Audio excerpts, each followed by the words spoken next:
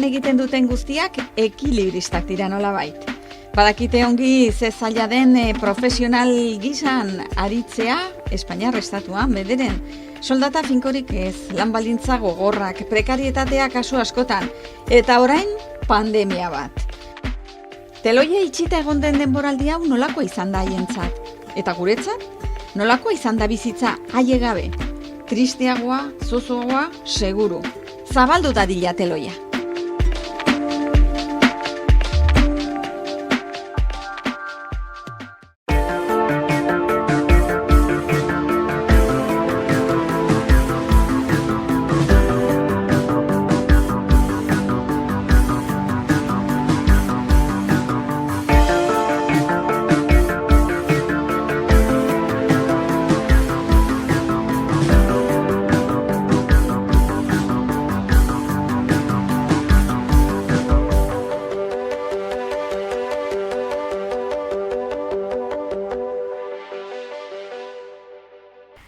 Oier Zúñiga, egunon?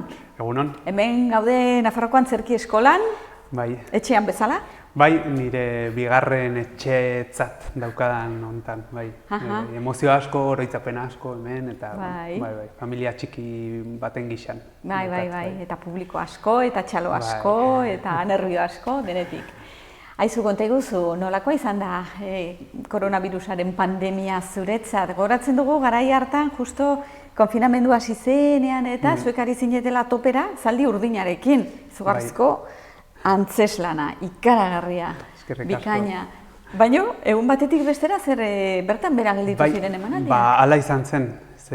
Guk uste dutu ostiral batean edo, asteburu horretan Elgoibarren genuen emankizuna, eta aurreko arratsaldean, batean, aurreko egunean zurrumurruak hasi ziren, ze jada, ziren leku batzuk konfinatuta gogoratzen badugu Gasteiz, ez dakiz ere, zegoen nolako giro bat. Eta, klaro, batean, Estatu Espainoleko presidente agertuko zela, iragarriko zuela ez dakiz zer, eta hola izan zen egun batetik bestera, oraindik geratzen zitzaizkigun ikuste dut 55 bat emanaldi hitzartuak eta egun batetik bestera erori egin ziren. Bai. Eta gero, denok ezagutu genuena, ez? Etxean, itxita, eta nik uste dut iaia 5 hilabete inguru egon ginela geldirik. Bai, eta sortzaile batentzat hori zer da? Nola sentitu zinen denbora horretan? Jo, arraroa, ez? Ze batek pentsatu dezake agian, etxean egonda eta sortzailea izan da, ez? Errekurtsoak dituzu, ez? Denbora pasatzeko. Baina nik beti esaten dut, sorkuntza nik erabiltzen dudala nire inguruarekin kontrastean eta inguratzen hauen hori ulertzeko, ez? Bideak topatzeko, hori errealitate horiei gerturatzeko, ez? Eta, klaro, errealitatea hain ez jakina, hain arraroa, hain beldurrezkoa zen momentu horretan, blokeo handia.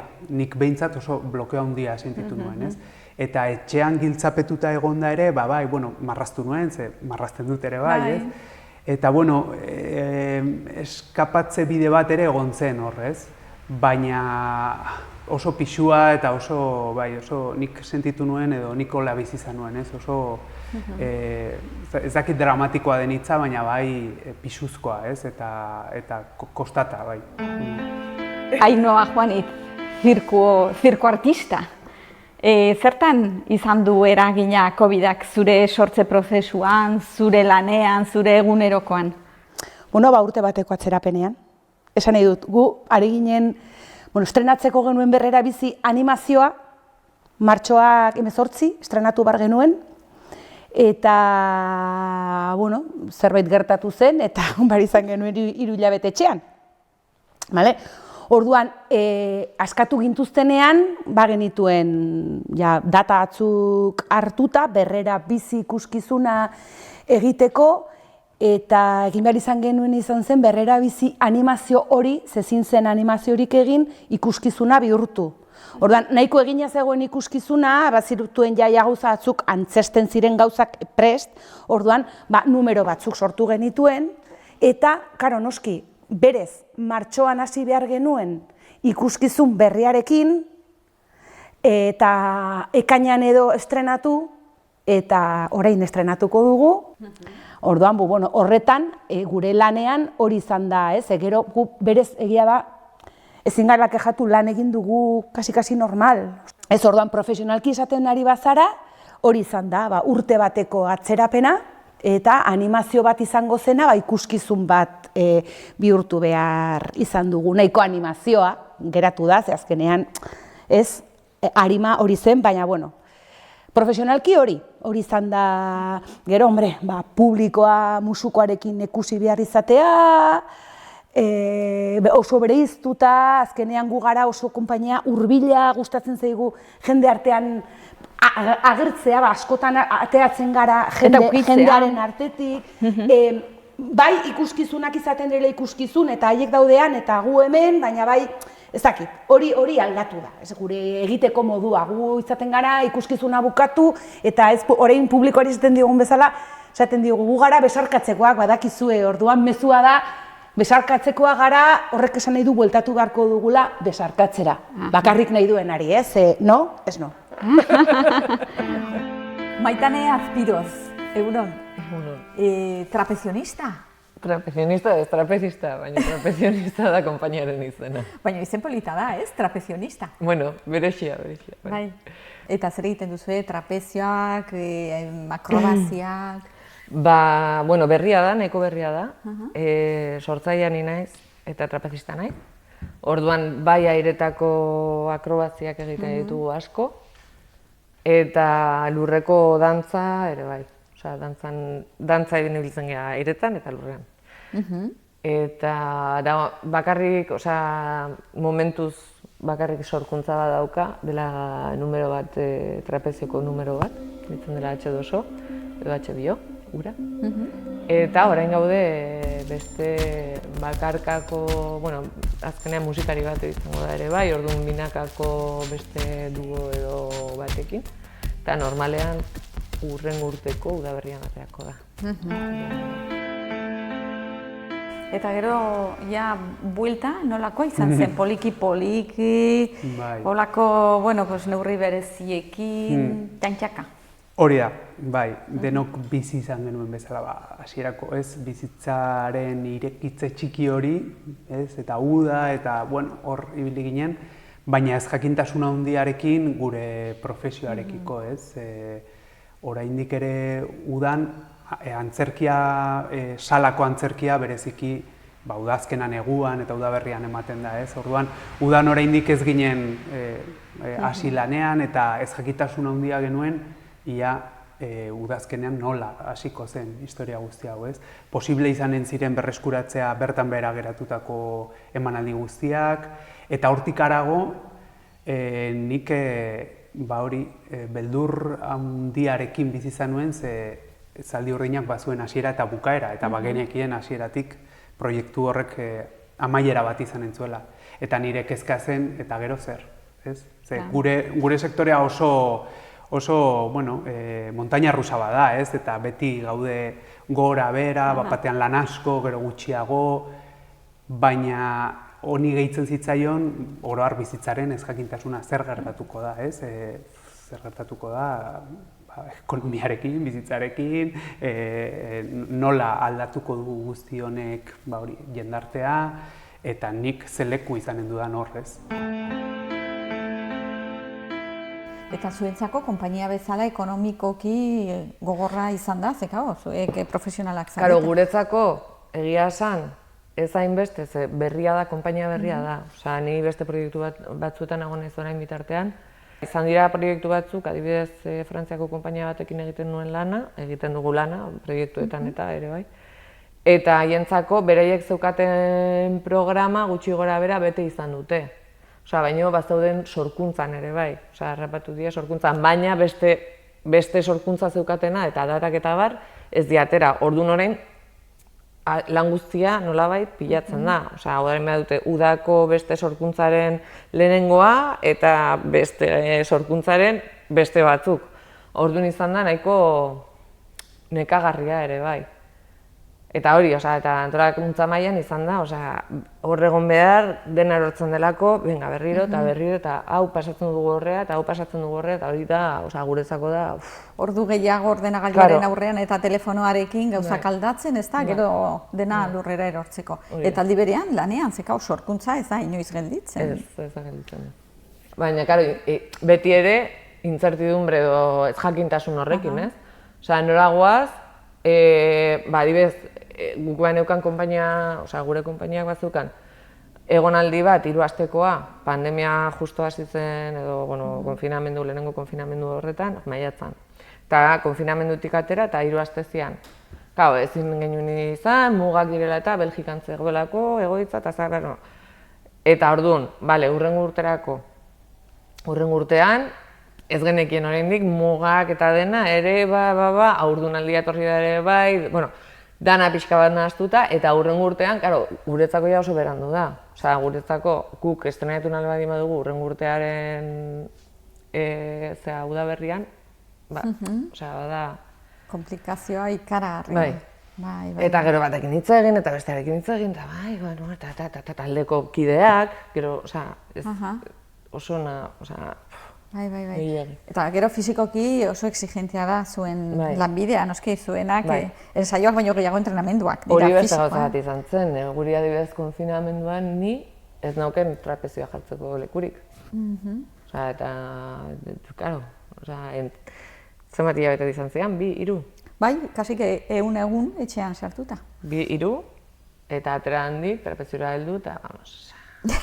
Eta esatu zuen, nola posible. 3 hilabete guretzako asko da. Bai, etxean egiten alduzuna da mantenimendu pixka bat, baina hori beste dira. Baina, keba. Bai. O suspensioak egiteko, edo... Aizu, eta ekonomikoki nabaritu duzue? Ze zuek azken finean enpresa txiki bat zarete, ez da? Bai, ekonomikoki pizkatxo bat, baina esate dizua bezala, lan egin dugu. Ezin dut esan, ez dut negar egingo, ez badut negar egin behar.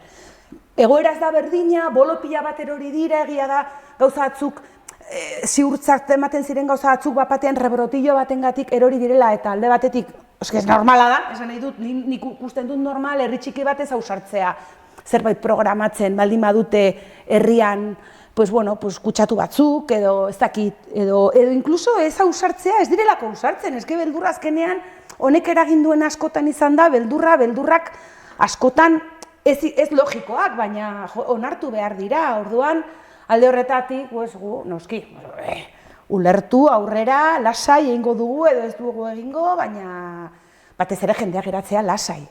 Baina ongi egin dugu lan, orduan, ekonomikoki pixka bat gutxiago irabaziko dugu, baina ez hainbeste.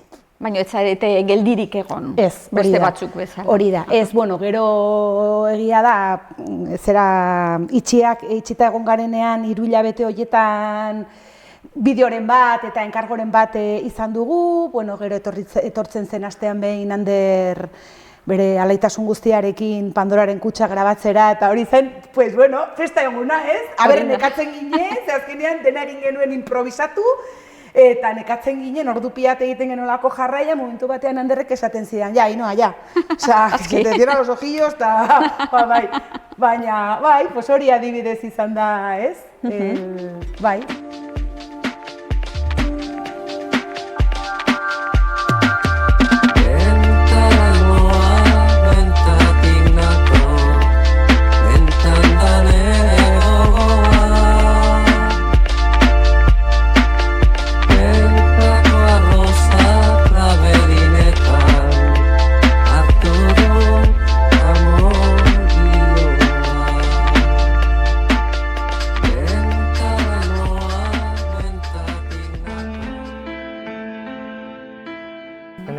Telebista piztu eta beldurra besteik ez duzu sentitzen, nik ez dut pizten, de hecho, horregatik gainera. Gero ere egia da zirkoan eta beldurrarekin egiten dugula lana. Orduan nik uste horrek tresnak ematen dizkizula nolabait beldurrarekin laguntasuna bilatzeko, edo ez behintzat horren menpe egoteko, ez? Baizik eta, bueno, horrekin bizi ahal izateko, eta nik uste zirkoa horrekin, psikologikoki edo, bai, tresnak ematen izkizula. Beldurra eta beldurra nola menperatu... Bai, edo behintzat... Nola bizi beldurrarekin, ez? Ez nola bizi beldurrarekin, zer egin beldurra horrekin, ez deus estatu, ez bere menpe egon, hola pixkat oreka hori bilatzea. Errespetuz, ez? Bai, baino elkarrekin biziz. Hori da. Ezago aizki, filosofia hori, zirkoaren filosofia. Bai, nik uste dut niri behintzat lagundu didala, eta nik uste nire inguruan zirko jendearekin eta asko hitz egin dugu, normal ez, jende asko hitz egin dugu honen inguruan, eta gogoetak egin ditugu honen inguruan, ze fuerte izan da, nik uste oso gogorra izaten ari dara, periodo hau. Eta denok, nik ikusten nuen, geneukala bizi normala egiteko edo aukera, geneukala jendea ikusteko gogoak oraindik ikuskizunak egiteko, nolabait mundua ez gelditzeko, ez? Baizik eta, jarraitzen dugu, bidaiatzen, bidai honetan, elkarrekin gaude, gero ere zirkoan egia da, adibidez, niretzako pandemiak edo Covidak egin duena da asko isolatu jendea, ez? Bakoitza bere nukleo familiarra, edo bera bakarrik edo lo que sea, eta, karo, zirkoko mundua da oso familiarra zentzutan elkarlaguntza asko daukagula eta bestearen beharra daukagula. Orduan, nik uste horrek ere ez dizula uzten nolabait isolatzen. Esaten ni bakarrik aldut, ezin duzu. Bestearen, hau ere metafora bada, ez trukoak eta egiteko trapezioan, edo teletan, edo laguntza behar duzu. Bestela lurra topatzen duzu, norbait zaintzeko beti, elkar laguntza hori beti badago horrez. Beraz, metafora bat, ez? Bizitzan zaintza behar izan dugu, zaindu eta zainduak izan, zuek zirkoan egunero bezala. Hori da. Eta zuk uste duzu, honetatik zerbait ikasiko dugula, pandemia honetatik, kultura beste modu batez ikusiko dugu, edo gure arteko harremanak, edo umorea, edo zirkua. Zuk ze uste duzu? Hombre, nik espero dut halako herri aseptikoa ez bihurtzea gertatu denarengatik, ez? Nik espero dut bueltatzea besarkadak beti bezala, eta beti esaten dugun bezala, nahi duena eta nahi duenari eta nahi duen momentuan, besarkadak eta musuak eta laztanak, hori superimportante. Nik espero dut gu ez bihurtzea aseptikoak, ez? Zer ni batzutan somatzen dut, gaudela zerbait hartzen, eta lehen hurbilago geunden, eta orain, hola izan behar delako, ez? Zaude, igual, zure txeko batekin, eta esaten duzu, baina gu bizi gara elkarrekin. Burbuila berekoa garela. Eta gero, kultura, nik espero dut, hanbeste erabili den kultura eta hanbeste, ez dakit, batzuk eman dugun, eta batez ere beste batzuk eman duten horren pixka bat saria jasotzea kultura, ez? Hor egon gara, eta nik espero dut hor jarraitzea hau dena pasatzen denean, ez? Audiovisualetan egon garenok eta edo direnak, jendea gondani baino askoz gehiago, atope txisteak, atope umorea, atope antzerkia, atope musika, kontzertuak, nik espero dut hori bueltan jasotzea, noski, programadoren aldetik, hori ez dut zalantzarik, hori dalako haien lana, eta hori egin behar dute, baina nik espero dut publikoa gogoratzea hori, eta kulturaldetik ari bazara galdetzen, nik espero dut hori aldatzea. Ez, jende pila bat, ez dena joan antzerkira, joan dira, ez egon besterik, tabernak itxita, antzerkira joan da jendea, nik espero dut hori gogoratzea, eta tabernak orain irekita daudela, gero gogoratzea, eta esatea, guazen antzerkira, eta gero guazen pote bat hartzera. Ez, nik kulturaldetik hori espero dut. Programatzailea jarritza bere lan egiten dela bere lan, eta publikoa gogoratzea eta esatea. Eta batez ere, euskaraz programatzen denean, gogoratu, gero ezin garela kexatu, ez dela programatzen da euskaraz, eta joan behar dugu. Joan behar dugu, geletxez. Bai, joaten ez bagara, kenduko dute Hori da, programaziotik. gero izango dute aitzakia esateko, bira zeuneko ez daki zenbat gazteleraz, zeuneko ez daki zenbat euskaraz, arrazoia dugu ez programatzeko euskaraz. Nor naiz? Ez duzu Halaxe bete da. esango. Nik uste dut paradoxa bat da, ez? Agian animikoki okerren geunden momentuan, ohartu gara artea eta kultur jarduna edo kultur esperientziak ze importanteak diren gure bizitzak elikatzeko, ez?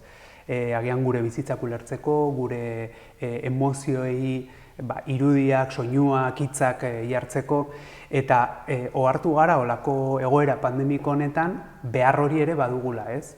Noski badugula beharra gure lagunekin kaina bat hartzeko, baina hortik harago gure lagunekin bestelako emozioak bizitzeko, partekatzeko lagunekin, adiskidekin edo dena delakoekin, ez?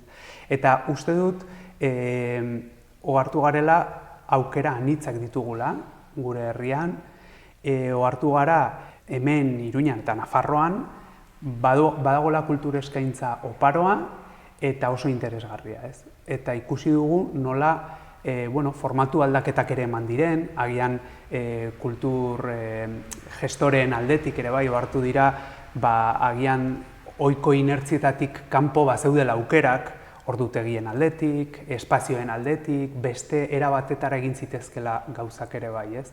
Eta dena ez dela neurtzen neurgailu ekonomikoetan, ez? Azkenean kultura inbertsioa da. Kultur jarduerak inbertsio batzu dira jendartearen osasunerako, hobekuntzarako eta bar, ez? Etorkizunari begiratzeko, eta ohartu gara agian aforoak murriztuta ere, jendeak behar dituela kultur ekimen guzti hauek, ez? Eta ikusi dugu nola kultur ekimen asko eta asko sarrerak agortzen diren instante batean, ez?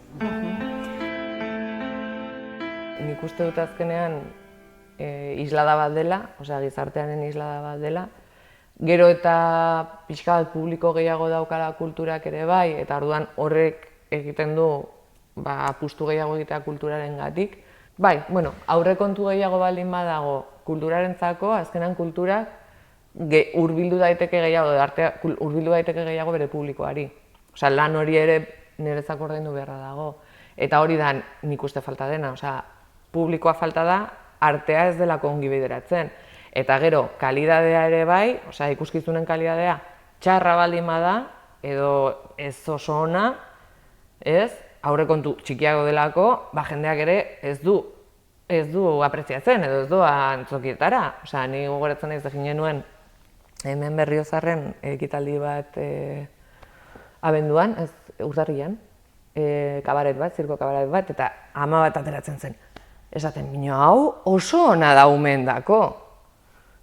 Barkatu Andrea, umendako oso ona baldin bada gero bueltatuko dira, baina zuk eramaten baduzu zure umea 6 urtekin zeo zer txarra ikustera, 12 urtekin ez da bueltatuko. Orduan ikuste dut dela pixkat zirkulo bizioso bat edo, ez? Osea, dirua baldin badago kalitatezko gauzak egin daitezke, eta ez baldin badago, Nik uste dut argi gelditu zaigun ideia bat dela hori, ez?